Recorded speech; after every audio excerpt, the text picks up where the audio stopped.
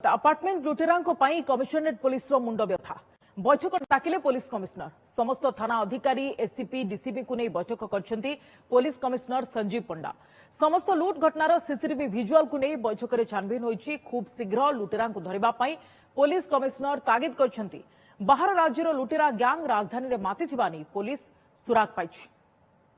आमर राजधानी विभिन्न थाना अंचल अपार्टमेंट थेफ्ट विगत दिन गुड़िक आम ताकू बहुत गंभीरतार सहित नहींचु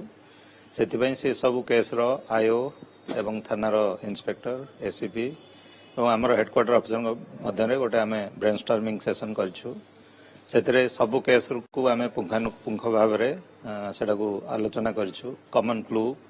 कमन जो वीडियो फुटेज आम स्टडी करूँ से को ग्रुप हो पारती आमर बहुत भल प्रोग्रेस होती एवं तदंतर विभिन्न केस बहुत भल अच्छी